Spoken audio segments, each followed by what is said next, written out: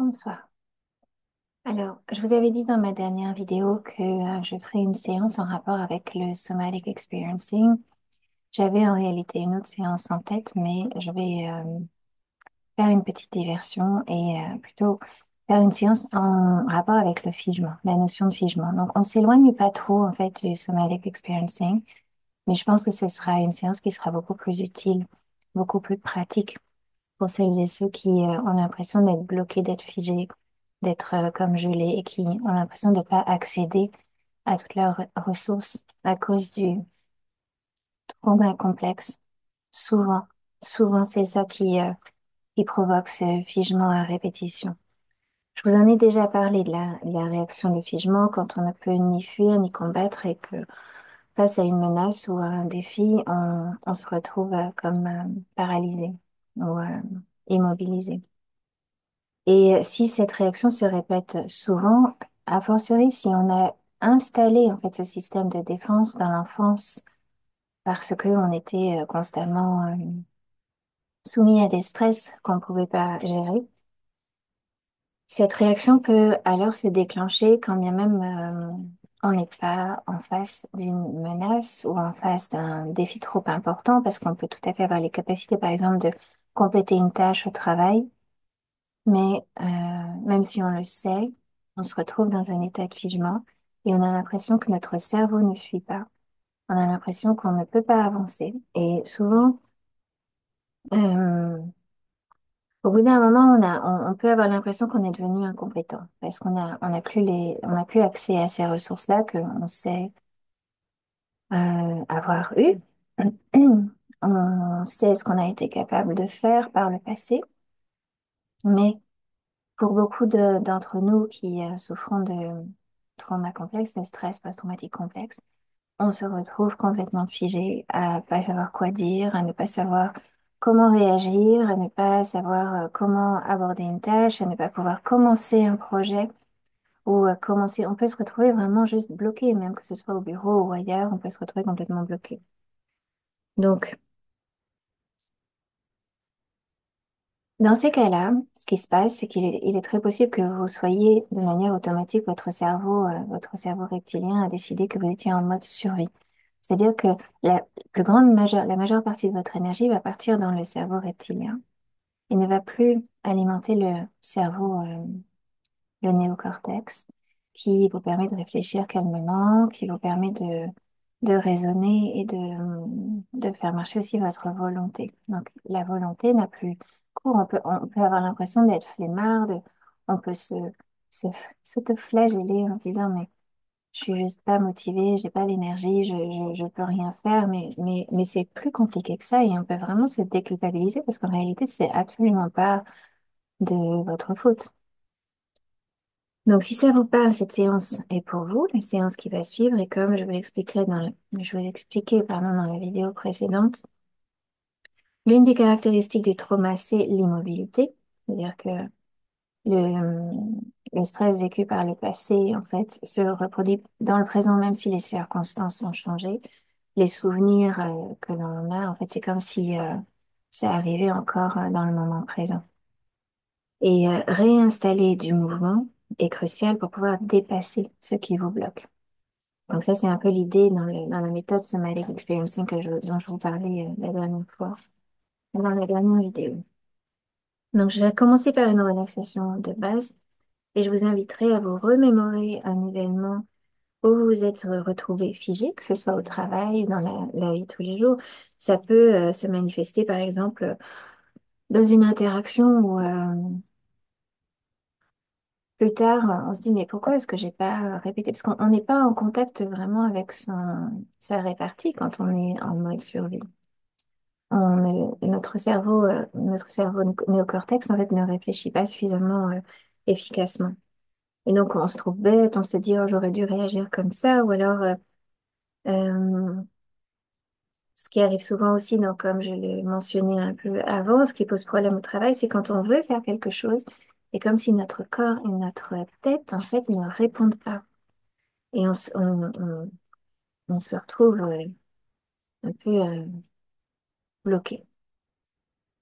Donc après une relaxation, je vous inviterai à simplement venir observer en vous-même ce figement, cette immobilité, à faire sa connaissance, à voir de quoi il a l'air. En fait, vraiment l'observer et à voir peut-être que il est possible de commencer à le dégeler un petit peu. Et ça va être progressif. Il faut pas aller trop vite. Mais on va pouvoir progressivement le dégeler, le fluidifier, le débloquer. Donc, je vous invite à vous installer confortablement, assis ou couché dans un lieu où vous vous sentez en sécurité. Et c'est important de vous sentir en sécurité parce que là, surtout si vous souffrez d'un traumatisme complexe, si vous avez eu une bonne raison de vous figer, c'est important de vous sentir en sécurité pour pouvoir revenir à un état de plus grande fluidité. Et là, vous pourrez fermer les yeux. Donc, je vous laisse prendre contact comme d'habitude. Si vous avez l'habitude de suivre mes petites séances en ligne, je vous laisse prendre contact avec vos points d'appui, les pieds, les jambes, les fessiers, le dos, la tête éventuellement, les bras, les mains. Et puis vous respirez tranquillement.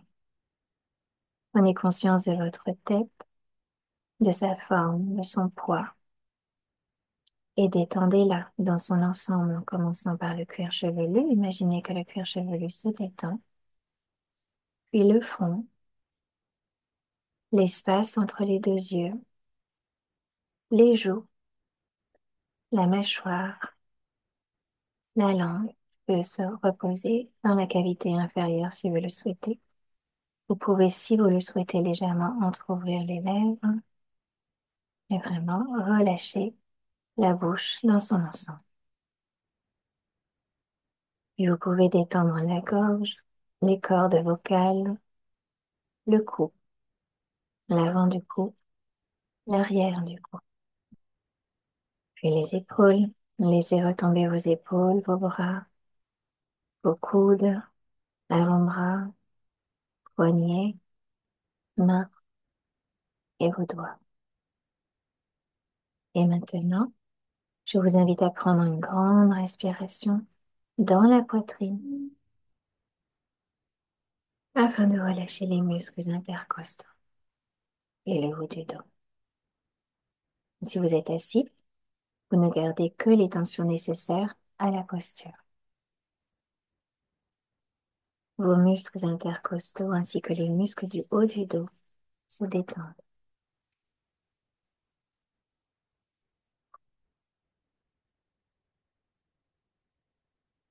Et la zone de votre plexus solaire, là où se trouve votre estomac, là où se concentre souvent beaucoup de tension, toute cette zone se détend avec le milieu de votre dos. Et le ventre, le bas du dos, le plancher pelvien, la zone urogénitale, les fessiers qui prennent toute leur place, puis les cuisses également qui prennent toute leur place en se détendant, les genoux, les mollets, les chevilles, les pieds, les orteils. Et maintenant, vous pouvez prendre de nouveau une grande respiration pour conscientiser la détente de votre corps dans son ensemble. Et on va commencer la seconde partie de cette séance.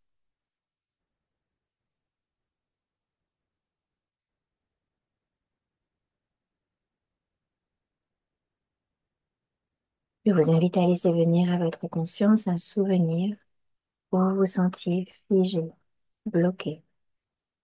Pour le moment, restez sur un souvenir supportable. Sur une échelle de 1 à 10, ne dépassez pas 5.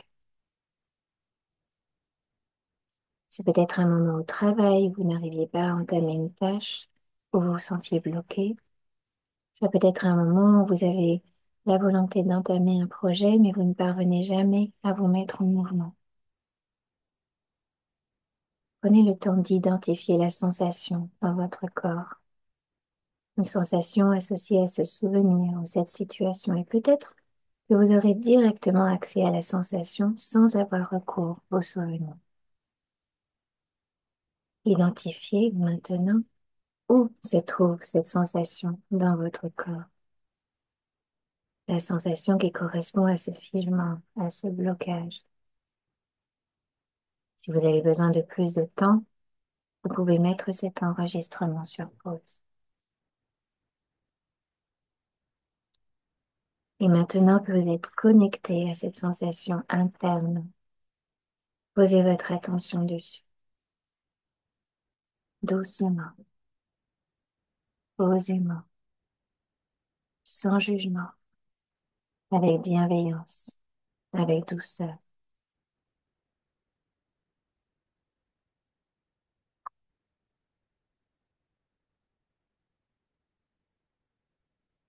Où se situe-t-elle dans votre corps, cette sensation? Est-ce que c'est plutôt dans le ventre, dans la poitrine, dans la gorge, dans la tête? Et parfois, c'est partout à la fois, comme si c'était relié.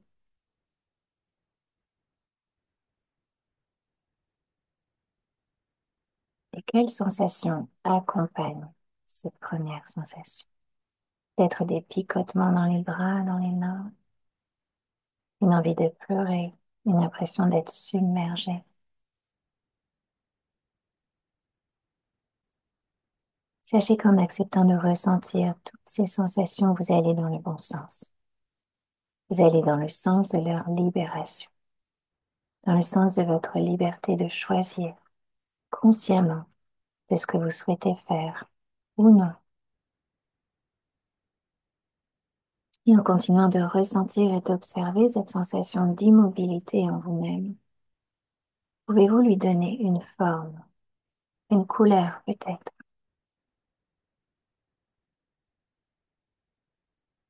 Pourrait-elle être un animal, une créature imaginaire, ou un objet comme une enclume, un câble qui vous empêche de bouger, ou une boule d'énergie, ou un mécanisme interne qui bloque tout dans votre corps?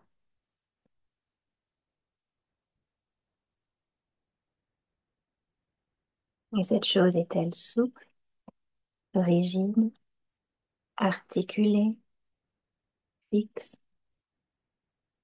Est-ce qu'elle prend de l'espace ou elle reste localisée dans un coin?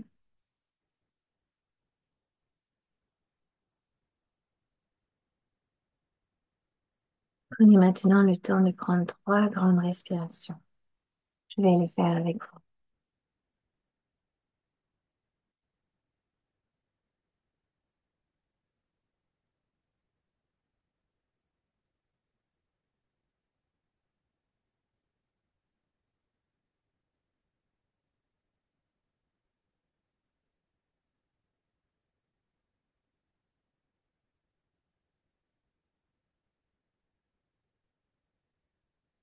Et maintenant, si vous pouviez tenir cette immobilité dans vos mains, ou simplement venir rentrer en contact avec elle, avec vos mains, la toucher.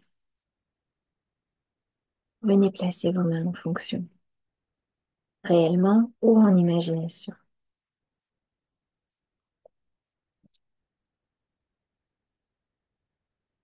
Souvent, elle se fait ressentir dans le ventre, dans la poitrine ou dans la gorge, comme une oppression. Alors si c'est le cas, donnez-lui de l'espace en respirant avec elle, comme si vous lui faisiez un massage avec votre souffle. Donnez-lui de la liberté de mouvement. Laissez-la bouger. Donnez-lui de la souplesse. Vous pouvez vous aussi bouger au niveau de la taille, des hanches, des bras, du cou, même très légèrement, même des micro-mouvements. Permettez-vous d'acquérir de la mobilité. Donnez-lui de l'air. Et voyez, sentez si elle semble accepter de bouger, de se remettre en mouvement, même légèrement, même 1 millimètre, 5 millimètres, 5 centimètres. N'ayez pas d'attente quant à la manière dont elle va se remettre en mouvement. Laissez-la engager votre corps dans ses mouvements, plus ou moins larges. Peut-être que vous aurez envie de bâiller, d'ouvrir la bouche pour assouplir votre mâchoire ou de bouger les mains ou simplement de respirer de manière plus ample,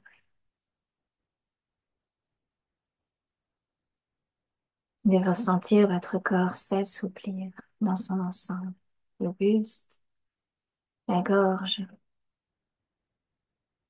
le bassin, les jambes. Peut-être ressentirez-vous le besoin de faire des rotations avec votre cou, doucement, que vous soyez assis ou allongé.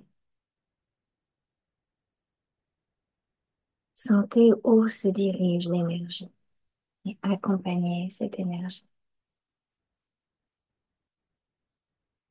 Elle ne vous amènera peut-être pas très loin pour aujourd'hui, mais si vous venez la rencontrer encore et encore, en restant attentif à son mouvement, en accompagnant son mouvement avec douceur et bienveillance, vous aussi allez regagner en énergie, en mobilité et en fluidité.